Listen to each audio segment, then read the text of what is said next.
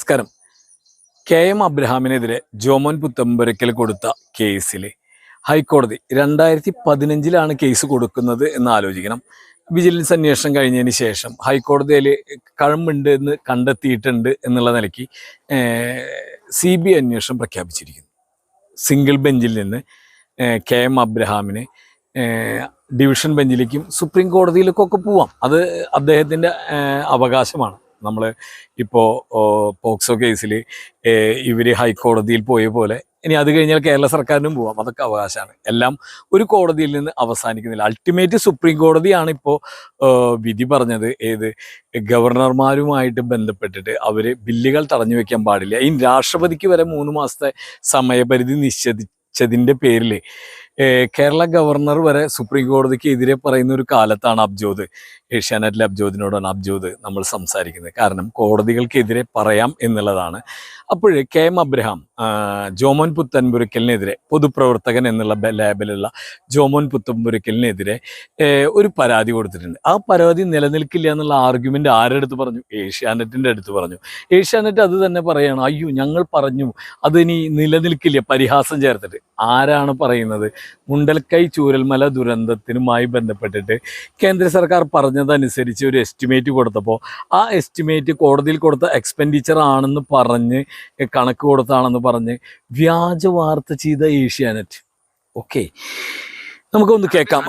സ്വത്ത് സമ്പാദിച്ചതിന് പ്രഥമ ദൃഷ്ട്യാ തെളിവുണ്ടെന്ന് കണ്ടെത്തിയ ശേഷവും വള്ളിപ്പിടിച്ചിരിക്കുന്ന കെ.എം. അബ്രഹാമിന് ചെക്ക് പറഞ്ഞ് ജോമോൻ കെ.എം. അബ്രഹാം ഒരു പരാതി തനിക്കെതിരായ കോടതി ഉത്തരവ് വന്നതിന് പിന്നാലെ വളരെ വിചിത്രവും ദുരൂഹവും കൗതുകകരവുമായി അതിലെ തീയതികളെ ഒക്കെ പരിശോധിച്ചു കഴിഞ്ഞാൽ വിചിത്രവും ദുരൂഹവും കൗതുകകരവുമായ എന്നൊക്കെ പറയേണ്ടത് കോടതിയോ അന്വേഷണ ഏജൻസികളാണ്. ഇത്തരം മണ്ടന്മാരാണോ പറയുക? ഒന്ന് ആലോചിച്ച് നോക്കൂ. ഇവർ പറയുകയാണെന്ന് വെച്ചാൽ ഇയാൾ തന്നെയാണ് അവതരിപ്പിച്ചിട്ടുള്ളത്. എസ്റ്റിമേറ്റും എക്സ്പെൻഡിച്ചറും അറിയാതെ. ഇവരുടെ തന്നെ പോക്സോ കേസിന്റെ മറ്റൊരു കഥയുണ്ട്, അത് പറയാം. അത് മനസ്സിലാകും. അതിന്റെ ഉള്ളടക്കം കെ.എം. അബ്രഹാം മുഖ്യമന്ത്രി നൽകിയ പരാതി പരിശോധിക്കേണ്ടതാണെന്ന് മുഖ്യമന്ത്രി പറഞ്ഞ പരാതി പരിശോധിച്ചാൽ തന്നെ വളരെ തമാശ തോന്നും. എന്തായാലും എബ്രഹാമിനെതിരെ ഇപ്പോൾ ജോമോൻ ഒരു പരാതി നൽകിയിരിക്കുന്നു. ഇനി അന്വേഷിക്കുകയാണെങ്കിൽ ഇതും അന്വേഷിക്കണമെന്ന മട്ടിൽ അനധികൃത സ്വത്ത് സമ്പാദന കേസിലെ CBI അന്വേഷണ ഉത്തരവിന് പിന്നാലെ തനിക്കെതിരെ അന്വേഷണം ആവശ്യപ്പെട്ട നൽകിയ കത്ത് നിയമവിരുദ്ധമെന്നാണ് ജോമോന്റെ പരാതി. എബ്രഹാമിന്റെ കത്തിൽ അന്വേഷണം പ്രഖ്യാപിക്കാൻ നിയമം അനുവദിക്കുന്നില്ല. CBI അന്വേഷണ ഉത്തരവിന്റെ അല്ല അബ്ജോദ്, ഈ നിയമം മുഴുവൻ ജോമോന് സ്വന്തമാണോ അത് അബ്ജോദിന് സ്വന്തമാണോ? ഇങ്ങനെ ആർക്കാണ് ഇത് സ്വന്തം?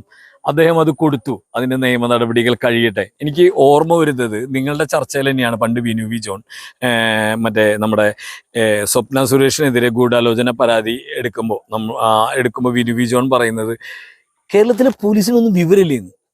ആ കേസ് നിലനിന്ന് പോയത് നമുക്കറിയാം. അപ്പൊ നിങ്ങളുടെ വിധി പറച്ചിലിന്റെ ആവശ്യം ഇവിടെ ഉണ്ടോ എന്നുള്ളത് ചിന്തിക്കേണ്ടതാണ്.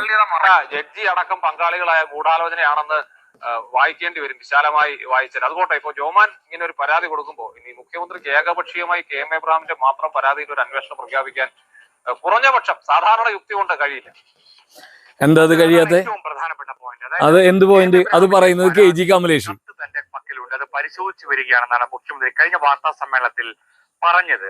അതിന്റെ പുറത്ത് അന്വേഷണം വരുമോ എന്നതിൽ വലിയ രീതിയിലുള്ള ഒരു ആകാംക്ഷ നിലനിൽക്കുകയാണ്. ജോമോന്റെ ഒരു നീക്കമുണ്ടായത്. ജോമോൻ പറഞ്ഞിരിക്കുന്നത് തനിക്കെതിരെ താനും രണ്ടുപേരും, അതുകൊണ്ട് എന്ത് സംഭവിക്കാമെങ്കിലും ഇപ്പോൾ ഈ ജോമോന്റെ പരാതി സർക്കാരിനെ വെട്ടിലാക്കും. ശരി, KG കമലേഷാണ് വിവരങ്ങൾ നൽകിയത്. സാധാരണ യുക്തിക്ക് അങ്ങനെ കഴിയില്ല എന്നാണ് കമലേഷ് പറഞ്ഞത്. പക്ഷെ സാധാരണ യുക്തിക്ക് നിരക്കുന്നതൊന്നുമല്ല നമ്മുടെ മുഖ്യമന്ത്രിയുടെ ഓഫീസുമായി ബന്ധപ്പെട്ട് നടക്കുന്നത്. അത് ലഹരിക്കെതിരായ പരമ്പരയിൽ ഒരു റിപ്പോർട്ട് ചെയ്തതിന്റെ പേരിൽ ഏഷ്യാനെറ്റ് ന്യൂസിനെതിരെ പോക്സോ കേസ് ചുമത്തി.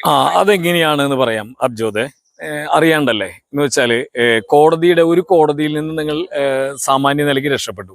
ആ മൊത്തം നിങ്ങൾ ലഹരിക്കെതിരെയുള്ള പോരാട്ടമാണല്ലോ എന്നുള്ള നിലയ്ക്ക് ഓഗസ്റ്റ് 10 യഥാർത്ഥത്തിൽ നിങ്ങളുടെ തന്നെ മാധ്യമ പ്രവർത്തക ഒരു കുട്ടി വന്ന് വെളിപ്പെടുത്തുമ്പോൾ ഈ ഒരു ഇൻ്റർവ്യൂ എടുക്കുന്നത്. ആ ഇൻ്റർവ്യൂ എടുക്കുമ്പോൾ ഓഗസ്റ്റ് 12 തന്നെ ഈ വ്യാജ വാർത്തയാണ് ഇതുമായി ബന്ധപ്പെട്ടതെന്നുള്ളത് News 18 അടക്കം മറ്റു മാധ്യമങ്ങൾ റിപ്പോർട്ട് ചെയ്തു. ഓഗസ്റ്റ് 10 നിങ്ങൾക്ക് മാത്രമല്ല നിങ്ങളുടെ മാധ്യമപ്രവർത്തകയ്ക്കും 24 മാധ്യമപ്രവർത്തകനും അതുപോലെ മീഡിയ വണിനും 3 മാധ്യമപ്രവർത്തകർക്ക് ഈ വീഡിയോ കിട്ടി. അത് കഴിഞ്ഞിട്ടാണ് ഈ കുട്ടിയുടെ അച്ഛൻ തന്നെയാണ് ഇതിൽ പ്രതിയായി വരുന്നത് എന്നുള്ളത്. ഡിപ്രഷൻ മാറ്റാൻ വേണ്ടി ഈ സാധനം നല്ലതാണ്. എൻ്റെ അടുത്ത് ഇൻട്രൊഡ്യൂസ്ഡ് ആക്കി നിന്റെ ഡിപ്രഷൻ മാറ്റാൻ വേണ്ടി ഈ സാധനം നല്ലതാണ്, നിന്റെ ഡിപ്രഷൻ കുറയൂ. അപ്പോൾ അതിൻ്റെ ആയിട്ട് ഞാൻ അഡിക്റ്റായി.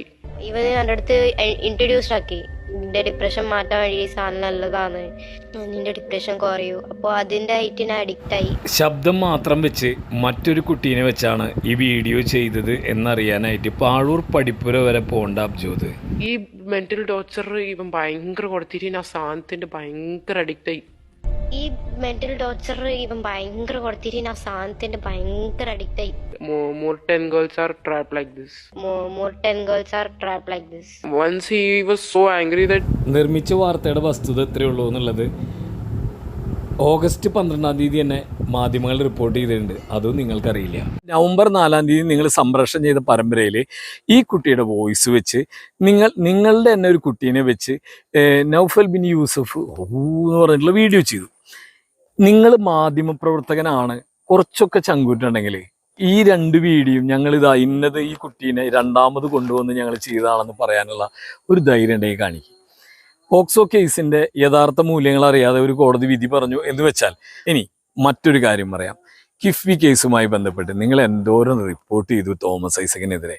കോടതി അതിനിടയിൽ കോടതി തന്നെ ഒരു ബെഞ്ച് അദ്ദേഹത്തിനോട് അന്വേഷിച്ചോളം പറഞ്ഞു. പോട്ടെ, എന്നിട്ട് എന്തുണ്ടായി? അയാളെ ഒന്ന് വിളിപ്പിക്കാൻ പറ്റുമോ നിങ്ങൾക്ക്? നിങ്ങൾ എത്ര വാർത്തകൾ ഇങ്ങനെ പരിഹാസം ചോദിച്ചിട്ട് കിഫ്ബി ഇതിൽ തോമസ് ഐസക്കിനെതിരെ ചെയ്തിട്ടുണ്ട്. വലിയ വർത്താനൊക്കെ പറയുമ്പോഴൊന്ന് തിരിഞ്ഞു നോക്കുന്നതെന്നല്ല, നിങ്ങളുടെ വാർത്തകളുടെ നിലനിൽപ്പുകൾ ഒന്ന് തിരിഞ്ഞു നോക്കണമെന്നല്ല. അത്രമാത്രം പറഞ്ഞുകൊണ്ട് നിർത്തുന്നു. ഞാൻ ബിജു പവിത്ര. എല്ലാവർക്കും നന്ദി, നമസ്കാരം.